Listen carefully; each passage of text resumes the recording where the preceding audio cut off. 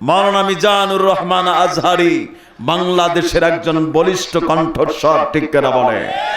মাওলানা তারেক মনোয়ার বাংলাদেশের একজন বলিষ্ঠ কণ্ঠস্বর, বাংলাদেশের নুরুল ইসলাম অলিপুরি একজন বাংলাদেশের তাওহীদবাদী মুসলিম মিল্লাতের আপনার বলিষ্ঠ কণ্ঠস্বর, ঠিক কিনা বলে?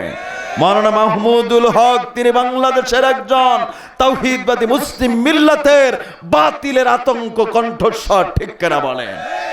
বলেন ঠিক কিনা? আমার বন্ধুগণ, বাংলাদেশকে যত আলেমকে নিধন করে দেওয়া হবে, আল্লাহ পাক শ্রেষ্ঠ আলেমদেরকে এই পৃথিবীতে পাঠিয়ে দিচ্ছে, ঠিক কিনা বলেন? বলেন ঠিক কিনা? মিজানুর রহমান আল আজহারির আপনারা আলোচনা শুনেছেন, সুললিত কণ্ঠ দিয়ে অনর্গল কোরআন এবং হাদিস থেকে আলোচনা করে গোটা বিশ্বকে কি করে দিচ্ছে? মাতোয়ারা করে দিচ্ছে। বলেন সুবহানাল্লাহ, সুবহানাল্লাহু আকবার।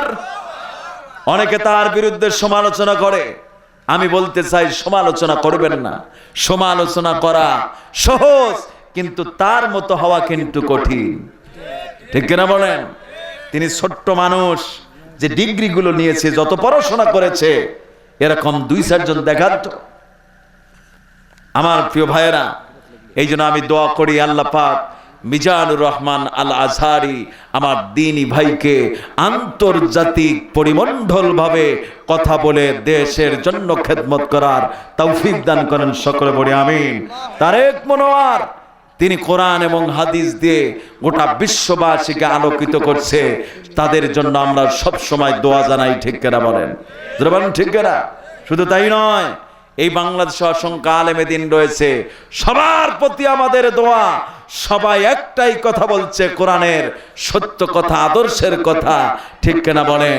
কিন্তু যারা বাতিলপন্থী, এদের কলিজায় লেগে যায়, এই জন্য এরা সহ্য করতে পারে না, তখন বিভিন্ন সমালোচনায় লিপ্ত হয়ে পড়ে। আমার বন্ধুগণ, আপনারা রিজাউল করিম কাউসারীর নাম শুনেছেন। তিনি জমিন থেকে ইন্তেকাল করলেন। তিনি ছন্দ আকারে, ছন্দ প্রকারণের মাধ্যমে কত সুন্দর করে আধুনিকতা নিয়ে এই বাংলাদেশের মানুষকে কোরআনের কথাগুলো সহজ ভাষায় বুঝিয়েছে।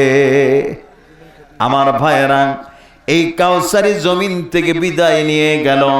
17 দিন পরে তার স্ত্রীও জমিন থেকে বিদায় নিয়েছে।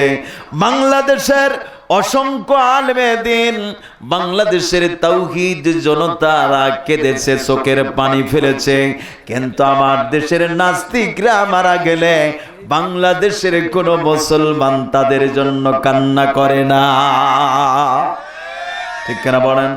মাওলানা সিদ্দিকুর রহমান যশোরী তিনি মারা গেলেন, তার জন্য কত মানুষ চোখের পানি ফেলেছে, কান্না করেছে, আমার বন্ধুগণ দোয়া করেছে।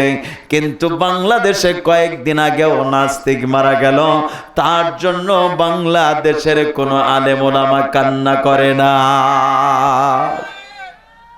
আমার প্রিয় ভাইয়েরা, এই জন্য গোটা পৃথিবীর আলেম ওলামা যখন মারা যায়, আল্লাহর ভুবন পর্যন্ত কাঁদতে থাকে, ঠিক কিনা বলেন?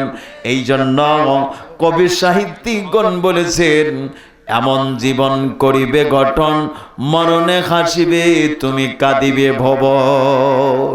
এমন জীবন তুমি গঠন করে যাও, তুমি হাসতে হাসতে জান্নাতে চলে যাবে, আর তোমার জন্য গোটা আকাশ বাতাস, গোটা ভুবন কান্না করবে। আল্লাহর মুমিন বান্দারা কখনো মরে না, আল্লাহর মুমিন বান্দারা কখনো মরে না, ঠিক কিনা বলেন? এদেরকে আল্লাহ রাব্বুল আলামিন জান্নাতের শুভ সংবাদ দিয়েছেন। ইয়া আইয়াতুহান নাফুসুল মুতমাইন্নাহ ইরজিই ইলা রাব্বিকি রাদিয়াতাম মারদিয়া ফাদখুলি ফি ইবাদি ওয়াদখুলি জান্নাতি। আল্লাহর প্রিয় মুমিন বান্দাদেরকে আল্লাহ পাক জান্নাতের শুভ সংবাদ দেন, জান্নাতের প্রবেশের অর্ডার দিয়ে দেন। আমার বন্ধুগণ, এই জন্য ভালো মানুষেরা যারা জমিন থেকে বিদায় নিয়ে চলে যায়, এই জন্য আল্লাহ তাদেরকে জান্নাতের ঘোষণা দিয়েছেন। আর বামপন্থী রামপন্থী নাস্তিক যখন মারা যায়, ঘোষণা হয়ে যায় ফিহা নারি জাহান্নামা খালিদিনা ফিহা, চিরদিন তারা জাহান্নামে থাকবে নাস্তিকরা। ঠিক কিনা বলেন? যারা বলেন ঠিক কিনা? এই জন্য আমি আপনাদেরকে উদাত্ত আহ্বান জানাচ্ছি, এই মাদ্রাসা প্রতিষ্ঠিত হয়েছে দ্বীনি প্রতিষ্ঠান, আপনারা খুশি না বাজার? কথা বলেন খুশি না বাজার?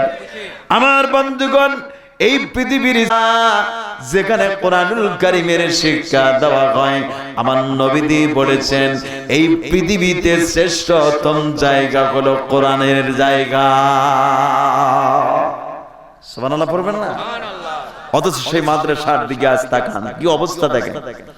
কত বরাদ্দ কত জায়গায় চলে যায়, ঠিক কিনা বলেন? কত জায়গায় কত টাকা কত জায়গায় বাজেট হয়ে যায়। আমার দেশের কত হেফজুল কোরআন মাদ্রাসা রয়েছে, আজ পর্যন্ত কোন মাদ্রাসার জন্য কিছু বরাদ্দ দেওয়া হয় না। এর চাইতে দুঃখের কথা বলবেন কোন জায়গায়? আমার বন্ধুগণ, বাংলাদেশে আজ পর্যন্ত কোন একটি হেফজুল কোরআন মাদ্রাসা কিন্তু সরকারি নাই, নাকি আছে? অথচ আমাদের পার্শ্ববর্তী রাষ্ট্র হিন্দুস্তান, যদিও তাদের গভর্নমেন্ট বিধর্মী, এক নয় দুই নয়, হিন্দুস্তানে এক নয় দুই নয় 10,500 মাদ্রাসা কিছুদিন আগে সরকারি হয়েছে। কত হাজার? মসজিদের ইমাম মুয়াজ্জিন পর্যন্ত, ইন্ডিয়ার সমস্ত মসজিদের ইমাম মুয়াজ্জিনরা মাসে মাসে ভাতা পায়। আমি 2012 সালে যখন ইন্ডিয়াতে বিভিন্ন প্রদেশে গিয়েছিলাম, সেখানে দেখে এসেছি ইন্ডিয়ার সমস্ত মসজিদের ইমাম মুয়াজ্জিনদেরকে মাসে মাসে ভাতা দেওয়া হয়। এখনো কিন্তু সেই বরাদ্দ তাদের জন্য সংগঠিত রয়েছে। অথচ এই বাংলাদেশে ইমাম মুয়াজ্জিন বরাদ্দ পাওয়া তো দূরের কথা, বাজেট পাওয়া তো দূরের কথা, লাঠি পিটা করে ওই জেলখানায় দিয়ে যায়।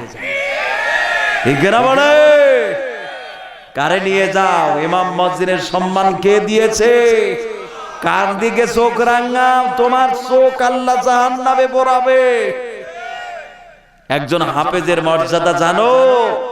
যার সিনার মধ্যে কোরআন রয়েছে, হাসরের ময়দানে ফার্স্ট ক্লাস জান্নাত পাবে কোরআনের হাফেজ। ঠিক কিনা বলে?